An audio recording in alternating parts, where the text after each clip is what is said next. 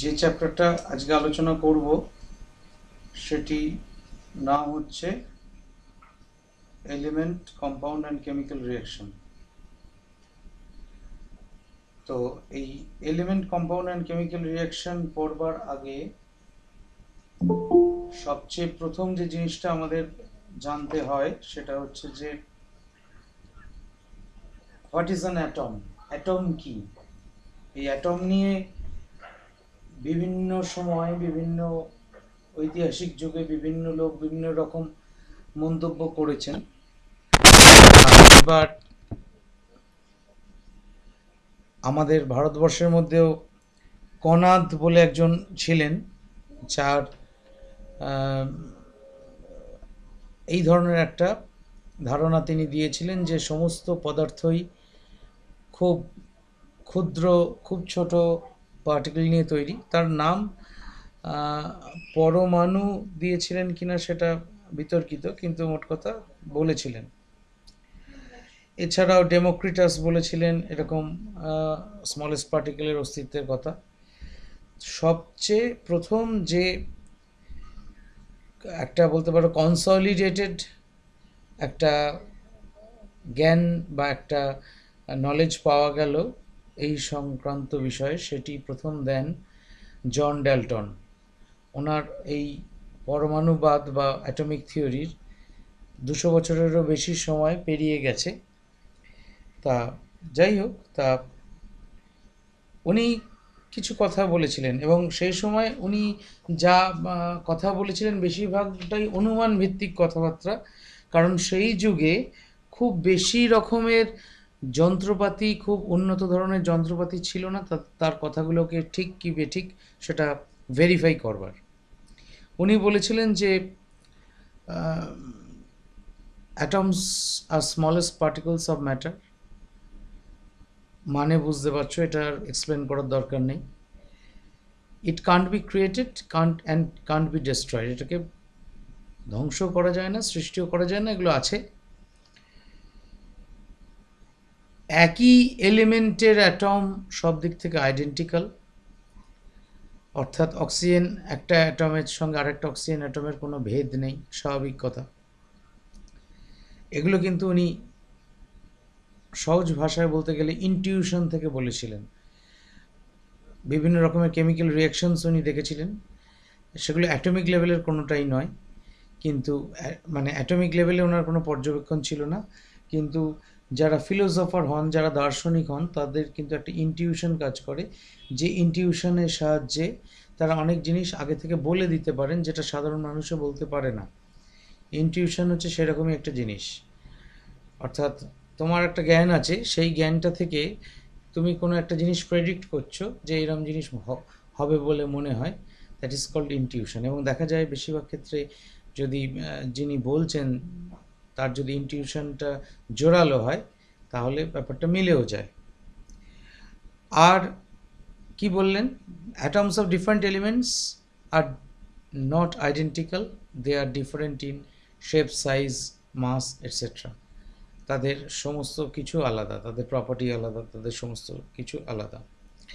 আর during chemical reactions, যখন রাসায়নিক বিক্রিয়া ঘটে, atoms of elements combine in the ratio of whole numbers বা সিম্পল অ্যারিথমেটিক রেশিও।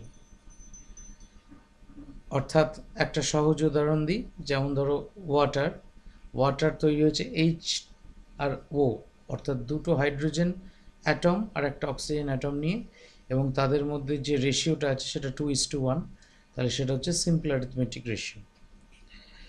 তো এই সমস্ত জিনিসগুলোর মধ্যে প্রায় সবকটাই বলি, প্রায় সবকটা পরবর্তীকালে আরও নতুন তত্ত্ব, নতুন থিওরি আসার পর সেগুলো ভুল প্রমাণিত হয়েছে, বা ভুল বলবো না, আর একটু মডিফাইড হয়েছে। প্রথম কথা উনি বলেছিলেন যে smallest indivisible part of an atom, part of matter is called atom. তা ব্যাপার হচ্ছে বর্তমানে অ্যাটমকে আমরা আরও ভেঙে আরও ছোট ছোট পার্টিকেল পেয়েছি, সেগুলো তোমরা অলরেডি জানো, নামগুলো জানো। সাব অ্যাটমিক পার্টিকেলস তাদের বলা হয়, ইলেকট্রন, প্রোটন, নিউট্রন ইত্যাদি। তাহলে ফার্স্ট যে পস্টুলেট অফ ডাল্টনস অ্যাটমিক থিওরি সেটা পরবর্তীকালে মডিফাইড হয়েছে, কিন্তু ব্যাপার হচ্ছে ম্যাক্রোস্কোপিক স্কেলে ডাল্টনের অ্যাটমিক থিওরি কিন্তু ভুল নয়। 2 নম্বর কথা, atoms of the same element are identical in mass and chemical properties, এই কথাটা পরবর্তীকালে ভুল প্রমাণ হয়েছে কিভাবে না, after the discovery of isotopes. Isotope কাকে বলে? আইসোটোপ হচ্ছে, সহজ ভাষায় বলতে গেলে, আমরা প্রোটন নিউট্রন ইলেকট্রন জানি, ধরে নিয়ে আমরা এগোচ্ছি। প্রোটন কাকে বলে, নিউট্রন কাকে বলে, প্রোটন নিউট্রন ইলেকট্রন এরা অ্যাটমের মধ্যে কোথায় থাকে, এই কনসেপ্ট তোমাদের আছে, এইটা ধরে নিয়ে আমি এগোচ্ছি পড়াটা। তাহলে যদি দুটো অ্যাটমের মধ্যে দেখা যায় প্রোটন নাম্বারটা সেম কিন্তু নিউট্রন নাম্বার সেম নয়, সেই রকম অ্যাটমগুলোকে পরস্পরের আইসোটোপ বলা হয়। যেমন অক্সিজেনেরই একাধিক আইসোটোপ আছে, হাইড্রোজেনেরও আছে। নর্মাল হাইড্রোজেন, যেটা অর্ডিনারি হাইড্রোজেন বলা হয় যেটাকে, সেটার মধ্যে, সেটার অ্যাটম যদি তুমি পরীক্ষা করে দেখো, তার মধ্যে কোনো নিউট্রন থাকে না, কেবলমাত্র একটা প্রোটন, এবং সেই প্রোটনের চারধারে একটা ইলেকট্রন ঘুরে বেড়ায়। আবার আরেক ধরনের হাইড্রোজেন হয় যেটার নাম হচ্ছে ডয়টেরিয়াম, তার মধ্যে একটা নিউট্রন উপস্থিত থাকে। আবার আরেক ধরনের হাইড্রোজেন হয় যার মধ্যে দুটো নিউট্রন উপস্থিত থাকে, কিন্তু অল অফ দেম, বোথ বলতে যাচ্ছিলাম, বোথ নয়, all of them contain same number of protons, that is 1। প্রত্যেকের মধ্যে একটি প্রোটন আছে। তাহলে অ্যাটম অফ সেম এলিমেন্ট, তার সবগুলোই হাইড্রোজেন, কিন্তু তারা কি আইডেন্টিক্যাল ইন মাস হলো?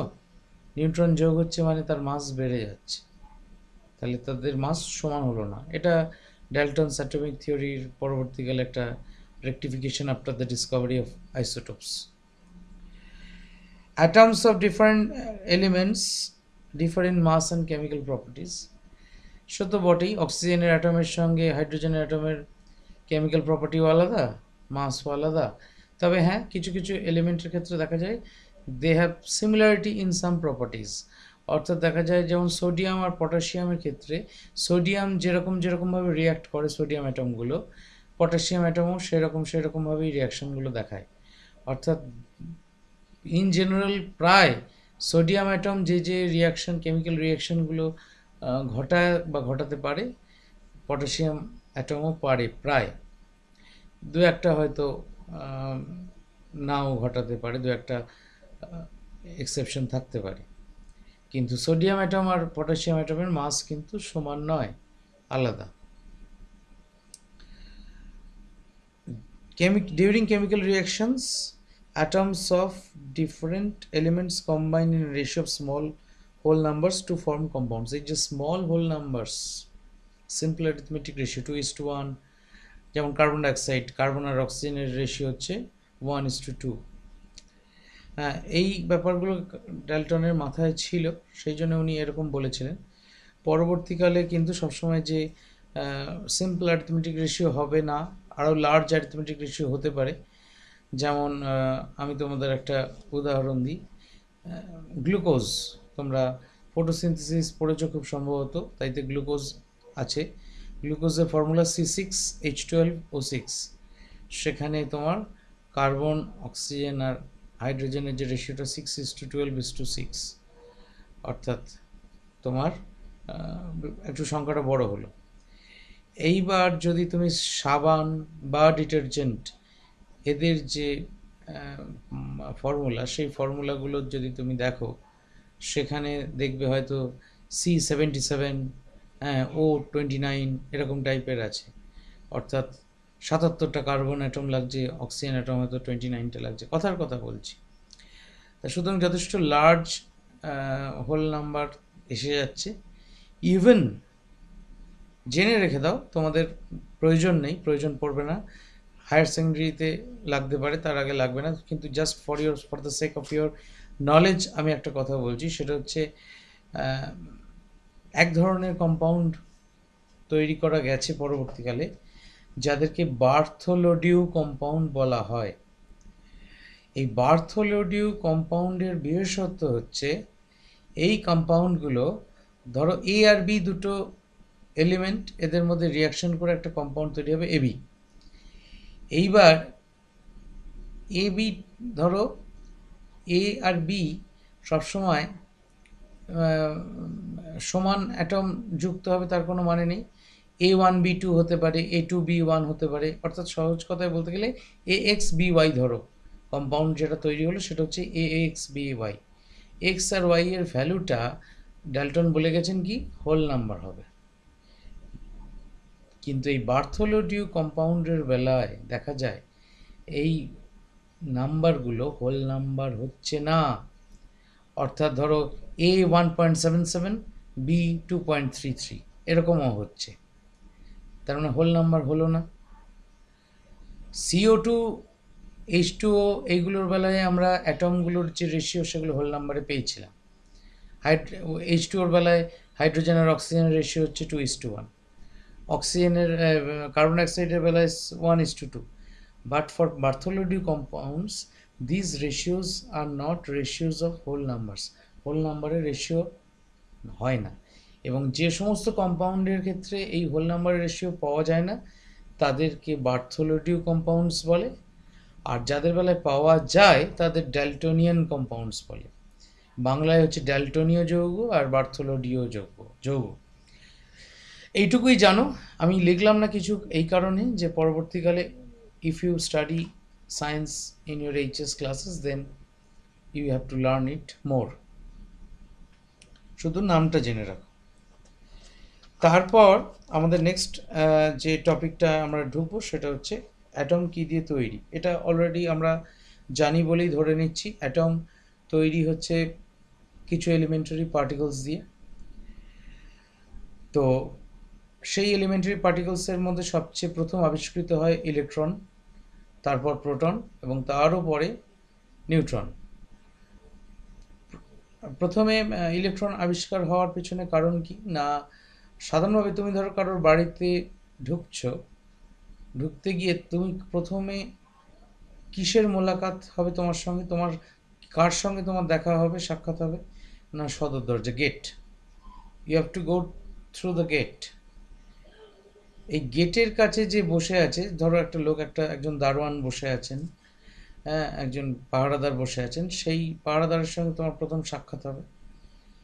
তাহলে তুমি যখন অ্যাটমের মধ্যে প্রবেশ করতে চাইছো বা অ্যাটমের মধ্যে কি আছে দেখতে চাইছো, হুম টু মিট অ্যাট ফার্স্ট, যে একদম বাইরের দিকে আছে তার সঙ্গে আমার প্রথম মোলাকাত হবে। সেটি কে না, সেটি হচ্ছে ইলেকট্রন। আমরা অলরেডি জানি যে অ্যাটমের মধ্যে ইলেকট্রন কিছু নির্দিষ্ট শেল আছে, যে শেলগুলোর মধ্যে তারা ঘুরে বেড়ায়। They revolve around a massive part. সেই ম্যাসিভ পার্টটার নাম হচ্ছে নিউক্লিয়াস। নিউক্লিয়াসটার মধ্যে কিছু ফান্ডামেন্টাল পার্টিকলস থাকে, যার মধ্যে প্রোটন এবং নিউট্রনের কথা তোমরা পড়েছো। এছাড়াও আরও ফান্ডামেন্টাল পার্টিকলস থাকতে পারে, but they are not stable at all. অনেক, মানে তোমরা ভেবে নিও না যে প্রোটন আর নিউট্রনই কেবলমাত্র একমাত্র ফান্ডামেন্টাল পার্টিকেল অ্যাটমের মধ্যে থাকে। এছাড়াও অনেক ফান্ডামেন্টাল পার্টিকেল অ্যাটমের মধ্যে তৈরি হয় বিভিন্ন রকম নিউক্লিয়ার ইন্টারাকশনের ফলে, but they are very short lived. অর্থাৎ তৈরি হয় কয়েক মিলি সেকেন্ড বা ন্যানো সেকেন্ড তারা হয়তো জীবিত থাকে, তারপরেই তারা ডিস্ট্রয়েড হয়ে যায়, এবং এই ঘটনাটা ঘটতেই থাকে। ফলে তাদের নিয়ে আমরা অতটা চিন্তা করি না। আমরা স্টেবল পার্টিকেল যারা ডিস্ট্রয়েড হয় না তাদের কথা নিয়ে ভাবনা চিন্তা করি। সেটা কারা না, প্রোটন আর নিউট্রন। প্রোটন আর নিউট্রনের মাস প্রায় সেম, কাছাকাছি বলতে পারো। একটা জিনিস লিখে দিচ্ছি, এটা সারা জীবন মনে রাখবে, সেটা সারা জীবন কাজেও লাগবে। সেটা হচ্ছে একটা টেবিল, যে ইলেকট্রন, প্রোটন আর নিউট্রন, এদের মাস কেজিতে, আর চার্জ কুলম্ব, এইটা হচ্ছে 9.1 ইন্টু 10⁻⁻31। প্রোটনটা আচ্ছা চার্জ হচ্ছে 1.6 ইন্টু 10⁻⁻19। আমি কিন্তু উপরে ওই ইউনিটটা লিখে দিয়েছি, সেই জন্য আর ইউনিটটা লিখছি না।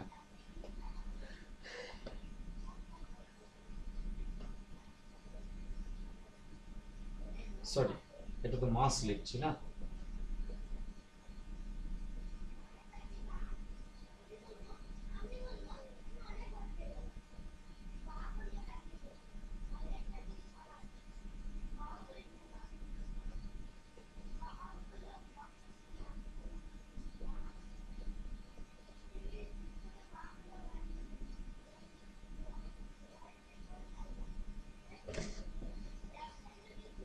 দেখো,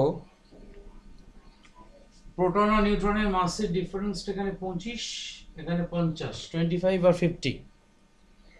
তাহলে বাদ বাকিটা সব একই। তাদের মধ্যে সবচেয়ে লাইট বা সবচেয়ে লাইট বলার থেকে লাইটেস্ট পার্টিকেল হচ্ছে ইলেকট্রন, 10⁻31 কেজি বা 9.1 আছে, মোটামুটি 10⁻30 কেজির মতো। প্রোটন এবং নিউট্রন ইলেকট্রনের থেকে প্রায় 1800 টাইমস বা তার চেয়েও বেশি ভারী, 1800 গুণের চেয়েও বেশি ভারী। তো যাকে ইলেকট্রন লাইট পার্টিকেল। আর চার্জের বেলায় দেখো, ইলেকট্রন আর প্রোটনের চার্জ সমান, নিউট্রনের কোনো চার্জ নেই। এই চার্জ জিনিসটা কি, এই চার্জ জিনিসটা নিয়ে আগে আলোচনা করেছি। চার্জের নেচার হিসেবে যদি ভাবি, তাহলে ইলেকট্রন আর প্রোটনের চার্জ পরস্পরের বিপরীতধর্মী, অর্থাৎ দে আর অপোজিট ইন নেচার। এবং ইলেকট্রনের চার্জটা সেই জন্যে মাইনাস চিহ্ন দিয়ে বোঝানো হয় এবং প্রোটনের চার্জটাকে প্লাস চিহ্ন দিয়ে বোঝানো হয়। উল্টোটাও হতে পারত, ইলেকট্রনটা প্লাস দিয়ে বোঝানো হতে পারত, প্রোটনটা মাইনাস দিয়ে বোঝানো হতে পারত, তাতেও কিছু সমস্যা ছিল না। Just sense, this are not mathematical plus minus. এই প্লাস মাইনাসটা কিন্তু ম্যাথামেটিক্যাল নয়। অঙ্কের প্লাস মাইনাস বলতে যা বোঝায়, এই প্লাস মাইনাসটা কিন্তু তা বোঝায় না। কি বোঝায়? প্লাস আর মাইনাস এই চিহ্ন দুটো যেহেতু দুটো অপোজিট সাইন, ঠিক তেমনি ইলেকট্রন এবং প্রোটনের চার্জ যেহেতু অপোজিট নেচার, সেই জন্যে আমরা প্লাস এবং মাইনাস এই চিহ্ন দুটো ব্যবহার করি। অন্য কিছু ব্যবহার করতে পারতাম, ট্রু ফলস ব্যবহার করতে পারতাম, দুটো অপোজিট ওয়ার্ড। ধরো ইলেকট্রনের চার্জটাকে আমরা ট্রু চার্জ বলতাম, প্রোটনের চার্জটাকে ফলস চার্জ বলতাম, তাতেও অসুবিধে হতো না কিছু। একটি কথা বলার, যে don't take this sign of positive and negative as mathematical positive and negative quantities.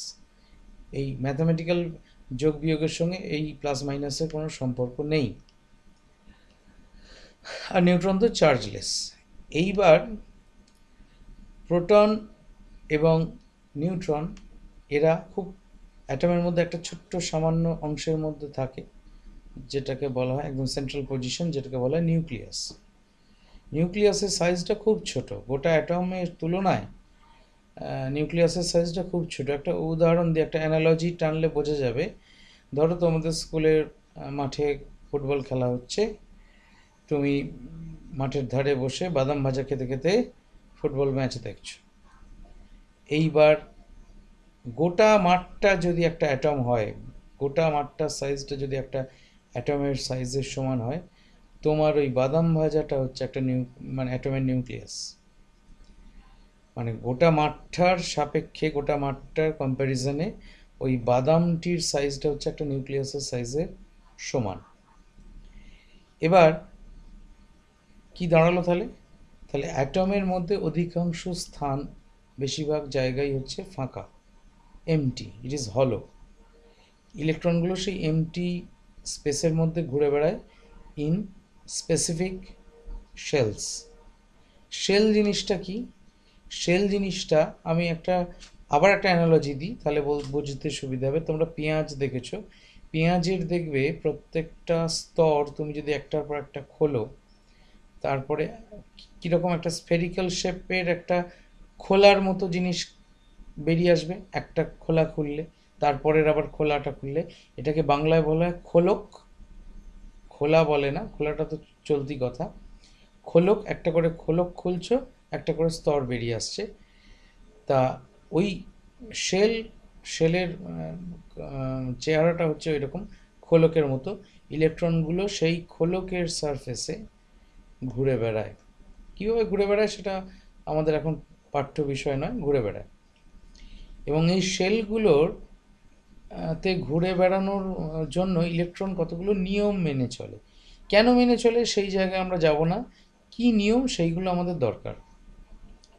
যেমন করে খুশি ঘুরে বেড়ায় না। নিউক্লিয়াসের সবচেয়ে কাছের যে শেলটা, সেই শেলটাকে নাম দেওয়া হয়েছে কে শেল। তারপরের শেলটাকে এল শেল, এম শেল, এইভাবে শেলগুলোকে পরপর নাম দেওয়া হয়েছে, কে, এল, এম, এন, এইভাবে পরপর গেছে। তাই এই বিজ্ঞানীরা দেখেছেন পরীক্ষা করে যে এই কে শেলে দুটির বেশি ইলেকট্রন কোনো মতেই থাকতে পারে না। দুটির বেশি, অর্থাৎ ঘরটা ছোট, থাকার জায়গাটা ছোট, সুতরাং দুটির বেশি ইলেকট্রন, একটি থাকতে পারে, কিছু নাও থাকতে পারে, কিন্তু দুটির বেশি কোনো সময় তিনটি থাকবে না। তিনটি যদি থাকতে হয় তখনই দ্বিতীয় শেল থাকবে সেই অ্যাটমের, এবং সেটা হচ্ছে এল শেল। এই এল শেলে আবার হিসেব করে দেখা গেছে যে 8টার বেশি ইলেকট্রন কোনো সময় থাকবে না।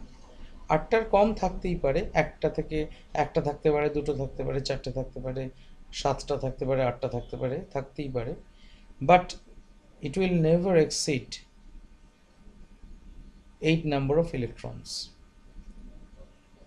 তেমনি করে এম শেল, তারপরেরটায় 18টা ইলেকট্রন ম্যাক্সিমাম থাকতে পারে। 18টা ম্যাক্সিমাম থাকতে পারে, তার চেয়ে কম থাকতেই পারে। সবসময় যে 18টাই থাকবে এমন নয়। তো এইভাবে হিসেব করে দেখা গেছে। এই 2, 8, 18 এই নাম্বারগুলো পাচ্ছি কোথা থেকে? এর জন্য একটা থাম্ব রুল আছে, 2n²। থাম্ব রুল মানে এটা কোনো প্রমাণ করা কোনো সূত্র নয়। আমরা এইটা একটা সেই সহজ কথা বলতে গেলে একটা অনেক সময় আমরা নিয়ম করি না, যে এই নিয়মটা মেনে যদি করি তাহলে দেখা যায় যে হিসেব মিলে যাচ্ছে। এটাও সেই 2n² নিয়মটা হচ্ছে সেই রকম একটা নিয়ম, এটাকে থাম্ব রুল বলা হয়। কি বললাম? Maximum number of electrons in a shell is equal to 2n², যেখানে n হচ্ছে shell number. n equal to 1 বসাও for k shell, n equal to 1, তাহলে এইটা কি হবে? তাহলে 2n² equal to তখন 2। for L shell n equal to 2, তাহলে 2n² equal to 8। for M shell n equal to 3, 2n² equal to 18, and the series goes on like this. এইভাবে আমাদের চলছে। এইবার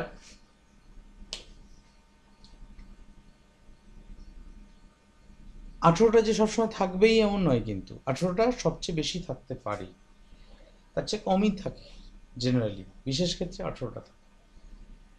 তা যাই হোক, একটা জিনিস বুঝতে পারছি, অ্যাটম কিন্তু হচ্ছে ইলেকট্রোনিউট্রাল, অর্থাৎ একটা অ্যাটম এর মধ্যে যতটা পজিটিভ চার্জ আছে ঠিক ততটাই নেগেটিভ চার্জও থাকবে, এবং সমান পরিমাণ পজিটিভ চার্জ সমান পরিমাণ নেগেটিভ চার্জকে নিষ্ক্রিয় করে দেবে, বা বলতে পারো নিউট্রালাইজ করে দেবে। ফলে the atom itself on the whole is a neutral entity. তার মানে এটা কখন সম্ভব? প্রোটনের চার্জ আর ইলেকট্রনের চার্জ তো সমান বলেছি, তাহলে if the number of protons and if the number of electrons are same, then the atom should be electroneutral. তাহলে সাধারণ অবস্থায় অ্যাটমের মধ্যে ইলেকট্রন নাম্বার এবং প্রোটন নাম্বার সেম হয়। এবার যখন কেমিক্যাল রিয়াকশন হয় তখন এই ইলেকট্রন যেগুলো আছে আউটার মোস্ট শেলে, সেই ইলেকট্রনগুলো কিন্তু আদান প্রদান হয় এবং সেই সময় দেখা যায় যে অ্যাট টাইমস কোনো সময় during the formation of A compound, যখন কোনো একটা কম্পাউন্ড তৈরি হয় আফটার কেমিক্যাল রিয়াকশন, এই ইলেকট্রন সংখ্যাটা বেড়ে যায়, অর্থাৎ বা কমেও যেতে পারে, অর্থাৎ পরিবর্তিত হয়ে যায়, চেঞ্জ হয়ে যায়। কীরকম একটা উদাহরণ দিই, উদাহরণ দিলে আস্তে আস্তে ব্যাপারটা ক্লিয়ার হবে। এই পার্টটা মুছে দিলাম।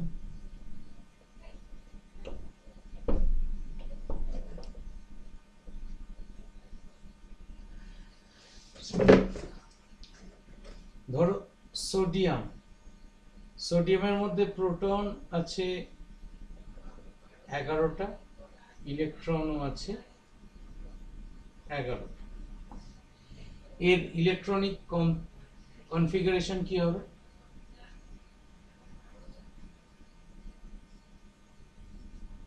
ইলেকট্রনিক কনফিগারেশন কি হবে? কে শেলে 2টো, এল শেলে 8টা, এম শেলে 1টা। আর ক্লোরিন, ক্লোরিনের প্রোটন নাম্বার হচ্ছে 17, ইলেকট্রন নাম্বার হচ্ছে 17। ক্লোরিনের ইলেকট্রনিক কনফিগারেশন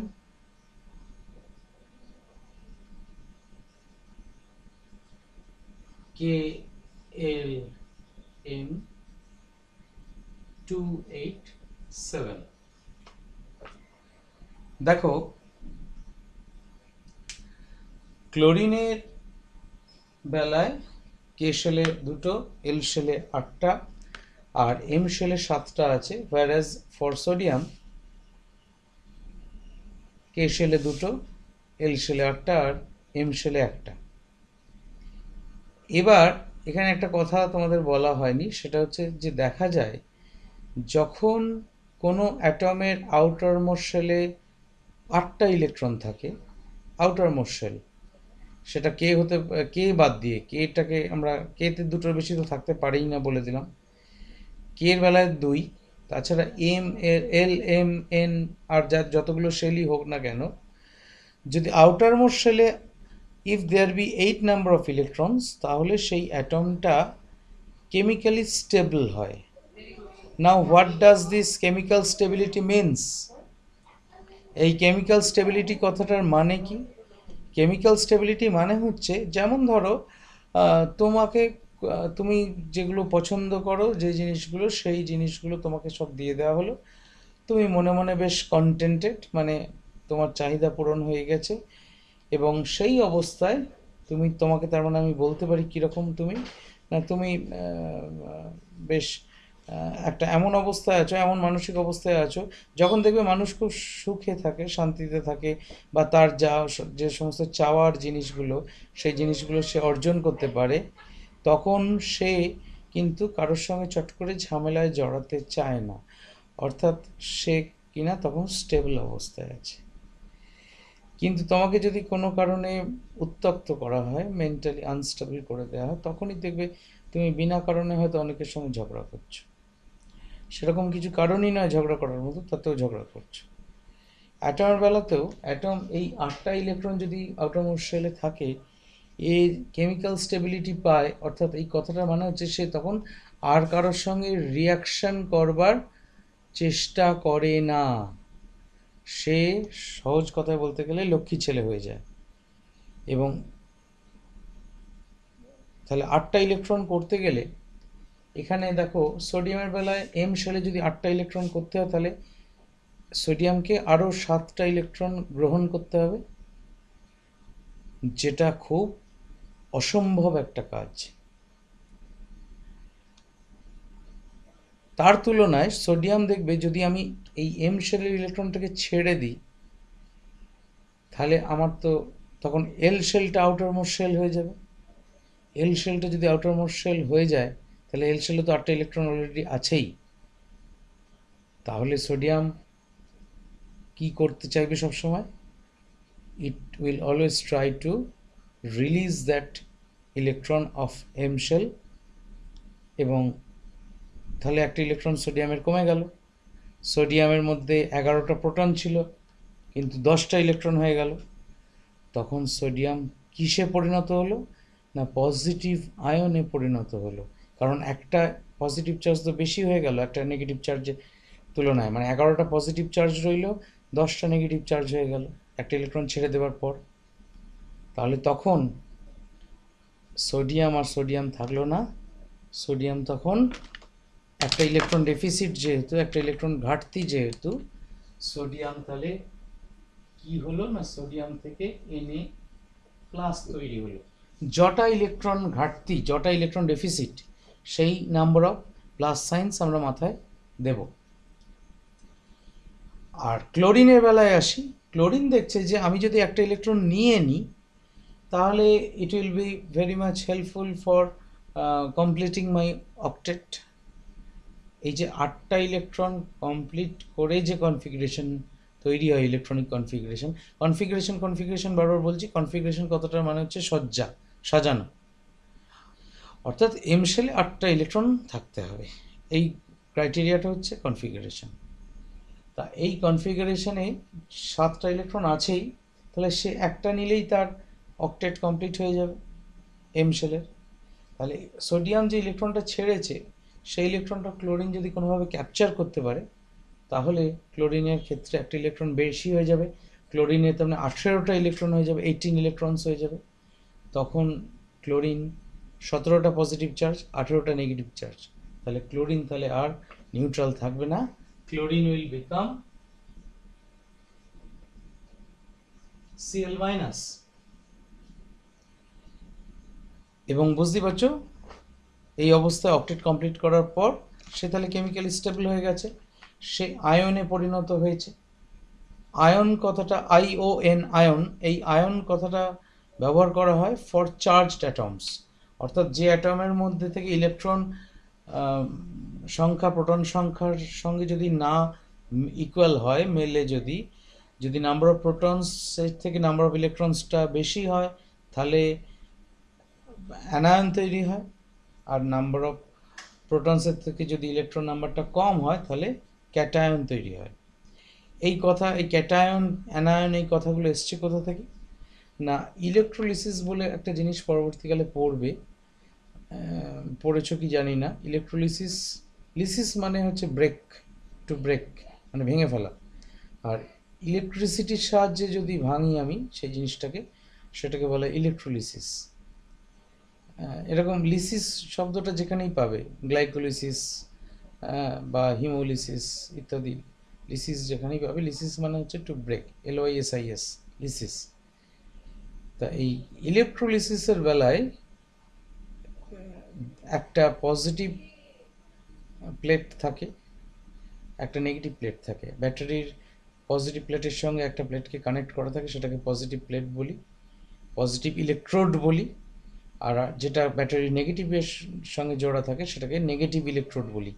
এই নেগেটিভ ইলেকট্রোডটার নাম হচ্ছে ক্যাথোড, আর পজিটিভ ইলেকট্রোডটার নাম হচ্ছে অ্যানোড।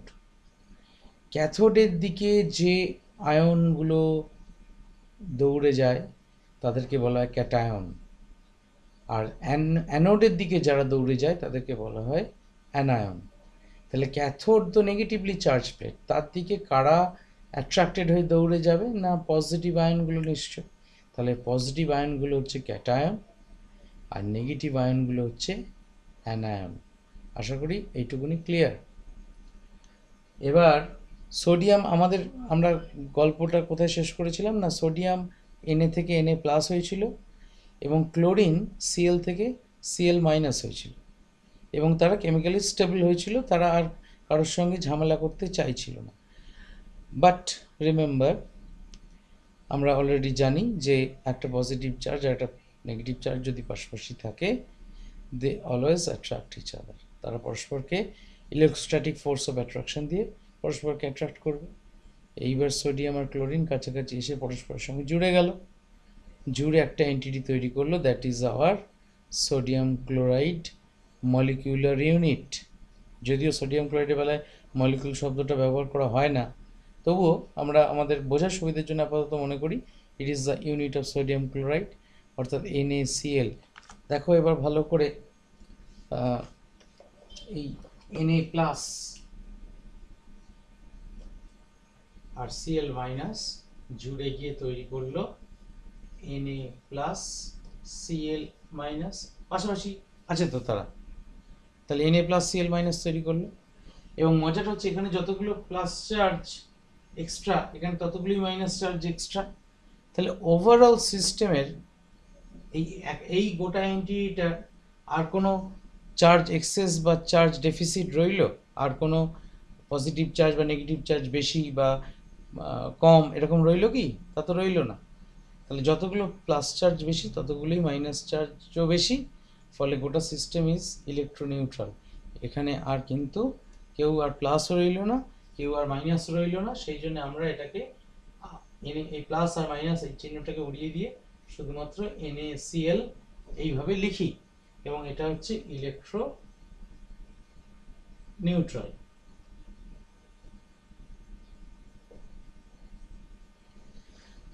বেশ, এইবার অন্য আর একটা উদাহরণ নিই। একটা উদাহরণ নিলাম, অন্য আর একটা উদাহরণ নিই। ধরো ক্যালসিয়াম, সোডিয়ামের বদলে হচ্ছে ক্যালসিয়াম। ক্যালসিয়ামের বেলায় প্রোটন হচ্ছে 20টা, ইলেকট্রন হচ্ছে 20টা, এবং ইলেকট্রনিক কনফিগারেশন হচ্ছে ক্যালসিয়ামের KLmn 8-2। এখানে এটা Ca, এটা যেমন আছে থাকবে, এখানে এটা থাকবে না, এখানে এটা থাকবে না। আমরা এখানে অন্য কিছু লিখব, কি লিখবো সেটা পরে আসছে। ক্যালসিয়ামে 20 হচ্ছে number of protons, number of electrons হচ্ছে 20। তাহলে নর্মাল ক্যালসিয়াম অ্যাটমের মধ্যে K শেলে 2টো ইলেকট্রন, L শেলে 8টা ইলেকট্রন, M শেলে 8টা ইলেকট্রন এবং N শেলে 2টো ইলেকট্রন। তাহলে ক্যালসিয়ামের এখন আউটার মোস্ট শেল কোনটা? না N। তোমরা একটা প্রশ্ন করতে পারতে এই জায়গায়, সেটা করলে না। তোমরা তো প্রশ্ন না করার ব্রত অবলম্বন করেছো, যে আমরা একদম মুখে কুলুপ লাগিয়ে থাকবো ক্লাস চলাকালীন। তা ভালো, একদিকে আমাকে অন্য দিকে যেতে কম হয়। তা এই M শেলে 8টা ইলেকট্রন কেন আছে? M শেলে তো 18টা ইলেকট্রন থাকতে পারে, সেখানে M শেলে 8টা ইলেকট্রন কেন আছে? আবার N শেলে কেন 2টো গেছে? ও তো চাইলে M শেলে 10টা ইলেকট্রন রাখতেই পারত। K-তে 2টো, L-এ 8টা, M-এ 10টা, N বলে কোনো শেল থাকতোই না, তাতে অসুবিধা তো ছিল না। আপনি তো 2n² ফর্মুলা দিয়ে দেখিয়েছেন যে M শেলে 18টা ইলেকট্রন থাকতে পারে ম্যাক্সিমাম। এর উত্তরটা এক্ষুনি তোমাদের দিতে পারবো না, তার কারণ হচ্ছে বুঝতে পারবে না কেন থাকে না। এর পিছনে শুধু শেল কনসেপ্ট দিয়ে এর উত্তরটা দেওয়া যাবে না। এর জন্যে অরবাইটাল বলে একটা জিনিস হয়, সেই অরবাইটালের কনসেপ্ট তোমাকে আনতে হবে। অরবাইটাল রাদার ক্লাস 11-এর বিষয়, ক্লাস 10-এ অল্প স্বল্প একটু জানলে হয় আর কি, সামান্য পরিমাণ আছে। তো যাকে আপাতত ধরে নাও যে স্যার জানেন বলে লিখেছেন, এবং এই বিশ্বাস রাখো আর কি যে স্যার ভুল লেখেননি, যে ক্যালসিয়ামের বেলায় এইরকমই ইলেকট্রনিক কনফিগারেশন হয়। তাহলে এন শেলটা এখন ক্যালসিয়ামের বেলায় আউটার মোস্ট শেল। তাহলে ক্যালসিয়াম কি করবে? whether it will accept another 6 electrons or it will reject 2 electrons, কি করতে চাইবে? তাহলে ন্যাচারালি 6টা ইলেকট্রন ছেড়ে দেওয়া, 6টা ইলেকট্রন গ্রহণ করা অনেক শক্ত, অনেক এনার্জির দরকার, যেখানে 2টো ইলেকট্রন ছেড়ে দেওয়া অনেক সহজ। তাই জন্য ক্যালসিয়াম কি করবে? 2টো ইলেকট্রন ছেড়ে দিয়ে তাহলে ক্যালসিয়াম প্লাস তৈরি করবে না ক্যালসিয়াম প্লাস প্লাস তৈরি করবে? বলো তো এটা কি হবে?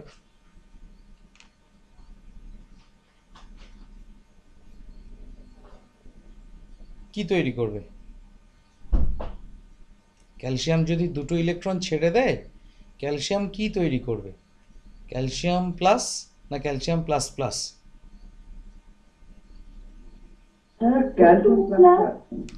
হ্যাঁ, তার মানে আমি ব্যাপারটা এইভাবেও লিখতে পারি, আর Ca2+ এইভাবেও লিখতে পারি, তাই তো?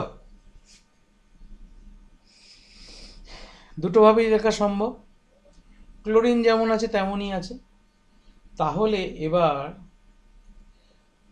ভালো করে ভাবি, ক্যালসিয়াম 2+, মানে ক্যালসিয়াম প্লাস প্লাস লিখলাম, কিন্তু এই ক্লোরিন যদি একটা থাকে তাহলে এর দুটো চার্জ, দুটো পজিটিভ চার্জকে এই এর একটা নেগেটিভ চার্জ নিউট্রাল করতে পারবে? পারবে না। সো উই রিকোয়ার 2 ক্লোরিন আয়ন্স, তার মানে দুটো ক্লোরিন আয়ন্স দরকার। আমরা তখন কি করব?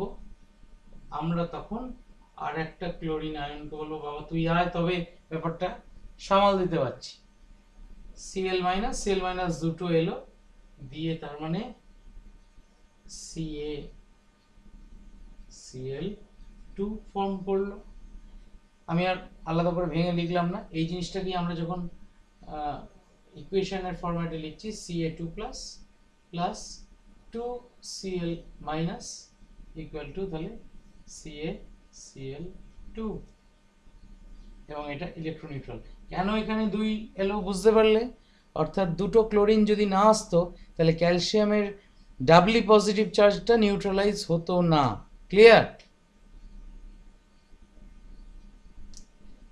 এটা নিশ্চয়ই ক্লিয়ার সকলের কাছে? বেশ, এরপর আমরা আর একটা জিনিসে আসি, সেটা হচ্ছে র্যাডিক্যাল বলে একটা টার্ম। র্যাডিক্যাল শব্দটা লার্জ সেন্সে এই Ca+, বা Na+, এইগুলোকেও র্যাডিক্যাল বলা হয়, কিন্তু আমরা আপাতত র্যাডিক্যালের মানেটাকে একটুখানি ছোট করে ভাববো। কিভাবে ভাববো না, র্যাডিক্যাল হচ্ছে it is a cluster of atoms behaving like a single atom. অর্থাৎ যদি একদল পরমাণু, দুটো হতে পারে, তিনটে হতে পারে, চারটে হতে পারে, এরকম group of atoms behaving like a single atom, যদি একটা সিঙ্গল অ্যাটমের মতো বিহেভ করে, তাকে আমরা র্যাডিক্যাল বলবো। এর উদাহরণ আছে প্রচুর, যেমন ধরো CO3, একে বলা হয় CO3 মাইনাস, না মাইনাস মাইনাস 2 এটা হচ্ছে কার্বনেট। তারপরে যেমন ধরো SO4 2-, এটা হচ্ছে সালফেট। NH4+, এটা হচ্ছে অ্যামোনিয়াম। দেখো প্রথমটাতে কার্বন একটা, তিনটে oxygen, but carbonate itself acts like a single atom, তেমনি করে সালফেটও তাই, অ্যামোনিয়ামও তাই। এবার মজাটা হচ্ছে এদেরও যে চার্জ আছে মাথায়, সেই চার্জটাকে নিউট্রাল করতে হবে। তাহলে এই কার্বনেটের মাথায় নেগেটিভ চার্জ, সালফেটের মাথায় নেগেটিভ চার্জ, তাহলে একে নিউট্রাল করতে গেলে আমার তার মানে পজিটিভ চার্জওয়ালা অ্যাটম বা পজিটিভ চার্জওয়ালা আয়ন আমার দরকার। এগুলো তো নেগেটিভ র্যাডিক্যাল, আমরা তো র্যাডিক্যাল আলোচনা করছি, এইগুলো হচ্ছে নেগেটিভ র্যাডিক্যাল। তার মানে এই দুটো হচ্ছে নেগেটিভ নেগেটিভ র্যাডিক্যাল, আর এইটা হচ্ছে পজিটিভ র্যাডিক্যাল। তাহলে নেগেটিভ র্যাডিক্যালকে নিউট্রালাইজ করার জন্য উই রিকোয়ার পজিটিভ র্যাডিক্যালস। তাহলে আমি একটা সহজ একটা এক্সাম্পল নিই। যেমন ধরো সোডিয়াম, আমরা জানি সোডিয়ামটা একটা ইলেকট্রন ছেড়ে দিয়ে Na+ তৈরি করে। তাহলে আমি তার সঙ্গে যদি কার্বনের র্যাডিক্যালটা যুক্ত করতে চাই, আমার কটা সোডিয়াম দরকার? এখানে 2- আছে, তাহলে এখানে শুধু একটা প্লাস আছে, তাহলে আমার কটা সোডিয়াম দরকার পড়বে? না দুটো সোডিয়াম দরকার পড়বে, দুটো সোডিয়াম প্লাস আয়ন দরকার পড়বে।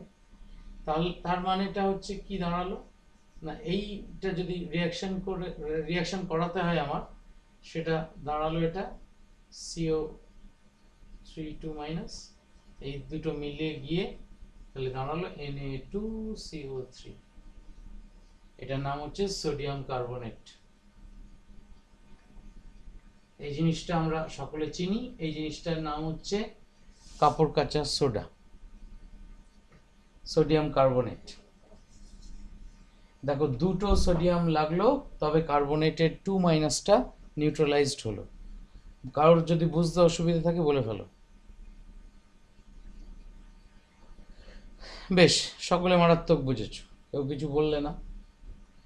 নেক্সট, যদি আমি ধরা যাক অ্যামোনিয়াম NH4+ একটা আছে, অ্যামোনিয়াম আয়নের সঙ্গে তাহলে আমি যদি সালফেট আয়নকে যোগ করতে চাই, SO4, এখানে 2 মাইনাস, এখানে শুধু একটা প্লাস, তাহলে আমার কটা অ্যামোনিয়াম লাগবে?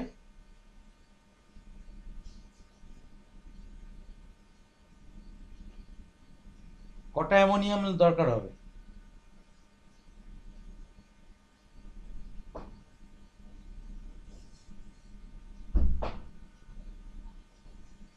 রিয়াকশন করাতে গেলে আমার কটা অ্যামোনিয়াম দরকার? আরেকবার বলো। দুটো। হ্যাঁ, দুটো, কারণ এখানে 2 মাইনাস আছে, এখানে একটা প্লাস, তাহলে আমি এখানে 2 যদি বসাই, তাহলে আমার NH4 আমার দুটো লাগবে, তাহলে আমি হোল 2 লিখবো, তারপরে সালফেট লিখবো। এটা হলো আমার অ্যামোনিয়াম সালফেট। এই অ্যামোনিয়াম সালফেট খুব বেশি করে ব্যবহার হয় রাসায়নিক সার হিসেবে। অ্যামোনিয়াম সালফেটের খুব বিশেষ ব্যবহার হয় রাসায়নিক সার হিসেবে। NH4+ আর SO4 2- মিলে আমার অ্যামোনিয়াম সালফেট তৈরি হলো। আমি যে জায়গাটা সযত্নে এড়িয়ে এড়িয়ে গেলাম সেটা হচ্ছে একটা জায়গা, সেটা হচ্ছে ভ্যালেন্সি, বাংলায় বলা হয় যোজ্যতা। যোজ্যতার তো কোনো কথা বললেন না স্যার? না, বললাম না, তার কারণ হচ্ছে চার্জটা বোঝা আমার খুব জরুরি ছিল। এইবার যোজ্যতাটা দেখো, এবার খুব বোঝা সহজ হয়ে যাবে। কিভাবে সহজ হবে? না, যে অ্যাটম বা যে র্যাডিক্যালগুলো মাথায় যতগুলো চার্জ থাকছে সেটাই হচ্ছে তার যোজ্যতা বা ভ্যালেন্সি। কিরকম?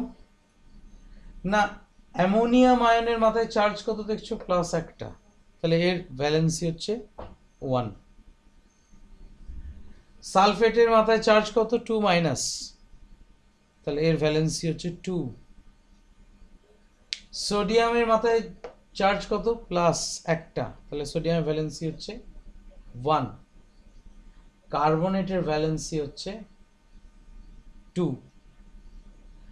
এইবার দেখো আমাদের যে আমরা পুরনো নিয়মে যে ভ্যালেন্সির সঙ্গে ভ্যালেন্সির সাহায্যে যেভাবে কম্পাউন্ডের ফর্মুলা লেখার যে সিস্টেমটা শিখেছিলাম, সেটা দেখো মিলে যাচ্ছে। কিরকম?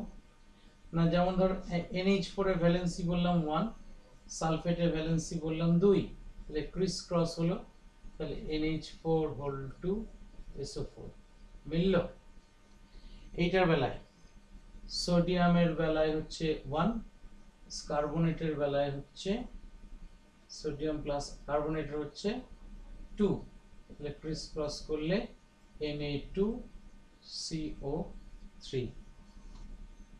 মিলেছে। তাহলে একটা জিনিস এখান থেকে বুঝতে পারছি যে চার্জটাই হচ্ছে ভ্যালেন্সি। তাহলে এই চার্জটা এলো কেন? এই চার্জটা তৈরি হলো কেন? চার্জটা তৈরি হলো কোথা থেকে? না, কোনো অ্যাটমের আউটার মোস্ট শেলে কটা ইলেকট্রন সে ছেড়ে দেবে বা গ্রহণ করবে, সেই নাম্বারটাই হচ্ছে অ্যাটমের ভ্যালেন্সি। ভালো করে ভাবো। সোডিয়ামের বেলায় নাম্বার অফ ইলেকট্রনস ছিল 11, total number of electrons.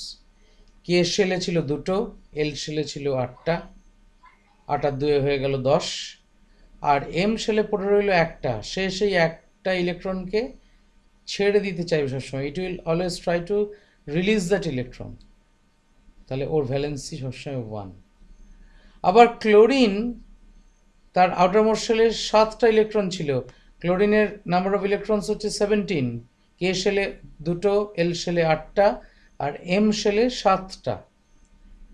Chlorine will always try to gain 1 electron, তাহলে ও একটা ইলেকট্রন নিতে চাইছে, অর্থাৎ ওর ডেফিসিট আছে একটা, এর যেমন এক্সেস ছিল একটা সোডিয়ামের বেলায়, ক্লোরিনের বেলায় একটা ডেফিসিট হচ্ছে 1, তাহলে সেই জন্য ক্লোরিনেরও ভ্যালেন্সি হচ্ছে 1।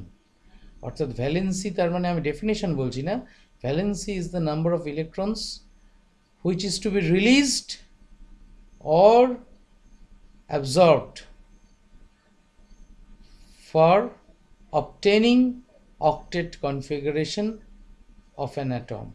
তার মানে আউটার মোস্ট শেলের অক্টেট কনফিগারেশন অর্জন করবার জন্য, to achieve an octet configuration in the outer most shell, the number of electrons which is to be released from an atom or the number of electrons which is to be absorbed by an atom, এই number of ইলেকট্রনসটাই হচ্ছে তার মানে valency.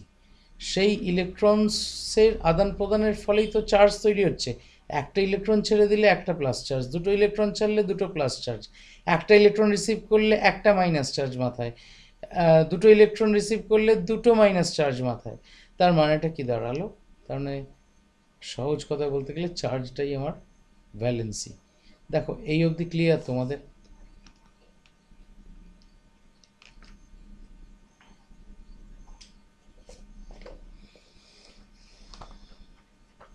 Clear না থাকলে বলো, সময় নষ্ট করো না। আছে কিছু কারো?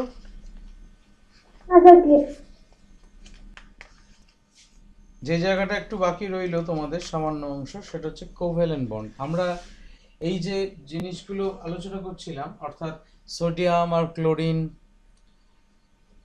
আয়ন তৈরি করলো, Na+ আয়ন তৈরি হলো, Cl- আয়ন তৈরি হলো, এবং পজিটিভ চার্জ যেহেতু নেগেটিভ চার্জকে অ্যাট্রাক্ট করে, সেহেতু তারা পরস্পরের সঙ্গে আটকে রইল কি ফোর্স দিয়ে? না, ইলেকট্রোস্ট্যাটিক ফোর্স অফ অ্যাট্রাকশন দিয়ে। এই ধরনের বন্ডিংকে বলা হয় ইলেকট্রোস্ট্যাটিক বন্ড। এছাড়াও আর এক ধরনের বন্ড হয়, সেটা হচ্ছে কোভ্যালেন্ট বন্ড।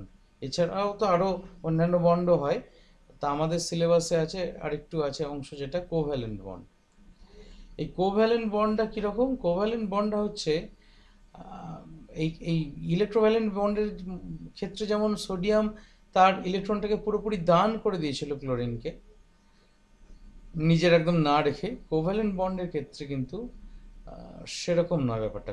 কোভ্যালেন্ট বন্ডটা হচ্ছে, ধরো তোমরা দুজন বন্ধু, একটাই সাইকেল, হ্যাঁ, যখন তোমার দরকার তুমিও ওই সাইকেল চালাও, বন্ধুর যখন দরকার বন্ধু ওই সাইকেলই চালায়, অর্থাৎ you are sharing the same cycle with each other.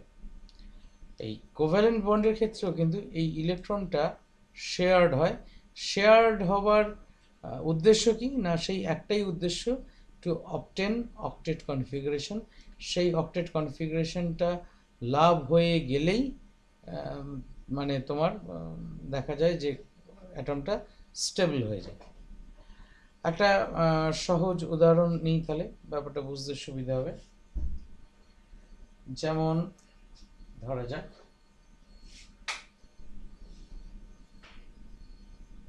Octet, octet বারবার বলছি, সবসময় যে অক্টেট হবেই এমন নয়, ডাপলেটও হতে পারে।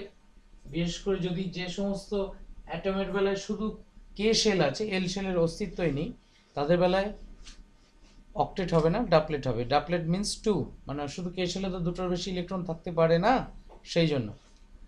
দেখো একটা উদাহরণ নিলাম, মিথেন। এই মিথেনের ফর্মুলা হচ্ছে CH4, অর্থাৎ দেয়ার আর 4 hydrogen atoms and 1 carbon atom. কার্বনের ইলেকট্রন নাম্বার কত? 6, আর হাইড্রোজেনের ইলেকট্রন নাম্বার হচ্ছে 1। এগুলো আমরা জানি। কার্বনের তাহলে কে শেল আর এল শেলে কটা আছে? কে শেলে দুটো আছে, এল শেলে 4টে আছে। হাইড্রোজেনের কে শেলে একটা আছে, এল শেলে কিছু নেই।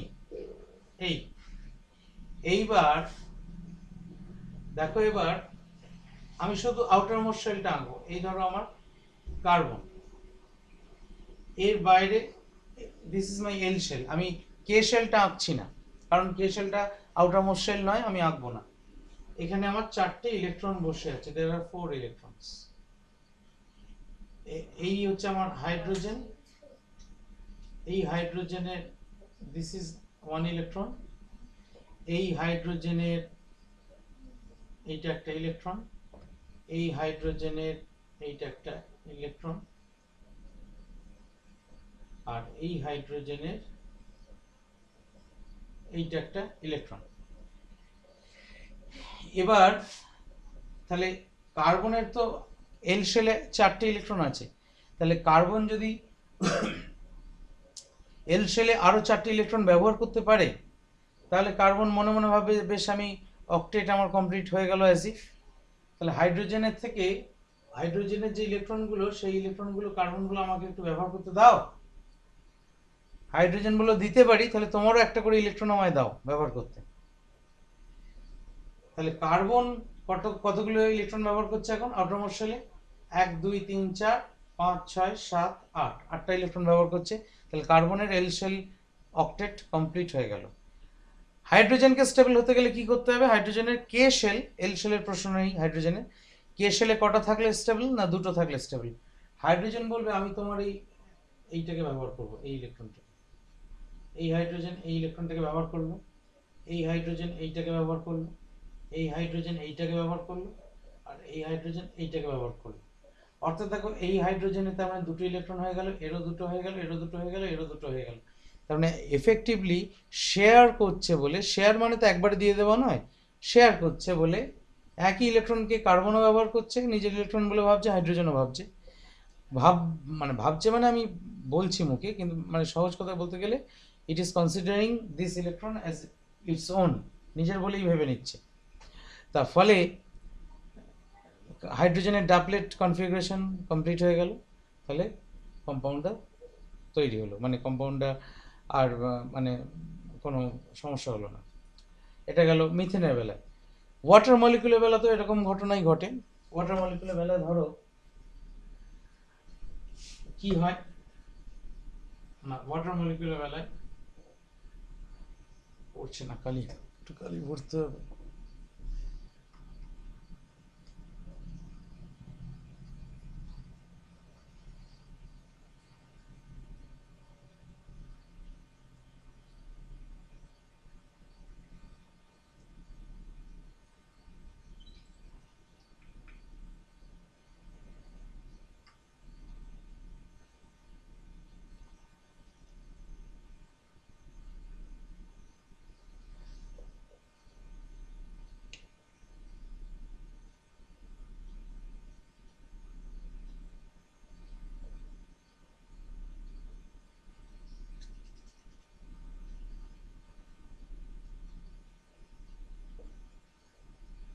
ওয়াটার, ওয়াটার হচ্ছে H2O। এর বেলায় একটা অক্সিজেন দুটো হাইড্রোজেন, অক্সিজেনের ইলেকট্রন নাম্বার হচ্ছে 8, তার মানে কে শেলে দুটো, এল শেলে 6টা। তাহলে অক্সিজেনের দুটো ইলেকট্রন পেলেই এল শেল কমপ্লিট হয়ে যাবে। হাইড্রোজেনের তো অলরেডি একটাই আছে, তাহলে কে শেলে একটা, এল শেলে 0। এইবার অক্সিজেন কি করে, অক্সিজেনের আমি এল শেলটা আঁকি, এই হচ্ছে আমার অক্সিজেন, তোমার এটা হচ্ছে অক্সিজেন নিউক্লিয়াস। এরপরে অক্সিজেনের এল শেলটা আঁকছি, এল শেলের মধ্যে একটা দুটো তিনটে চারটে পাঁচটা ছটা ইলেকট্রন আছে। হাইড্রোজেনের বেলায় এই ধরো হাইড্রোজেন, এর বেলায় একটা ইলেকট্রন আছে, এইখানে হাইড্রোজেন, এর বেলা তো একটা ইলেকট্রন আছে। এইবার অক্সিজেন দেখলো কি, আমি যদি হাইড্রোজেনের এই দুটো ইলেকট্রন ব্যবহার করতে পারি, দুটো হাইড্রোজেনের থেকে দুটো ইলেকট্রন, তাহলে আমার এল শেলে যে ডেফিসিটটা ছিল 6 আর দুটো ডেফিসিট, অর্থাৎ মোট 8 হতো, তাহলে এই ডেফিসিটটা আমার পূরণ হয়ে যায়, অর্থাৎ এই ডেফিসিট আমার পূরণ হয়ে গেল। তাহলে অক্সিজেন হাইড্রোজেনের এই দুটো ইলেকট্রনকে শেয়ার করতে আরম্ভ করলো। হাইড্রোজেনও বলে ঠিক আছে আমি তোমার শেয়ার করতে দিতে পারি, তুমি আমায় তোমার একটা করে ইলেকট্রন আমার শেয়ার করতে দাও। তাহলে হাইড্রোজেনেরও ডাবলেট কমপ্লিট হলো, এই হাইড্রোজেনেরও এই ডাবলেট কমপ্লিট হলো। তাহলে ন্যাচারালি হাইড্রোজেন একটা করে অক্সিজেনের ইলেকট্রন শেয়ার করে ডাবলেট কমপ্লিট করলো, আর দুটো হাইড্রোজেনের থেকে দুটো ইলেকট্রন নিয়ে অক্সিজেনও নিজের এল শেলের অক্টেটটা কমপ্লিট করলো। ফলে দুজনেই কিন্তু স্টেবল হয়ে গেল এবং কম্পাউন্ড যেটা তৈরি হলো সেটা হচ্ছে ওয়াটার। এই যে বন্ডিং, এই বন্ডিংটা তার মানে কোন দুটো ইলেকট্রন করছে? এই দুটো ইলেকট্রন। তাহলে এখানে বন্ডিং ইলেকট্রন কোন দুটো? না এই দুটো। এই বন্ডিংটাকে বলা হয় কোভ্যালেন্ট বন্ডিং বা covalent bond. The chemical bond where the atoms are connected by sharing of electrons is known as covalent bond. এই এই আছে তোমাদের। আমি কিছু কিছু উদাহরণ পিক আপ করে বলার চেষ্টা করলাম। এছাড়াও আরও অনেক উদাহরণ বইতে আছে, বা বইয়ের বাইরেও অনেক উদাহরণ হয় যেগুলো তোমাদের দেয়নি, শক্ত হবে বলে দেয়নি।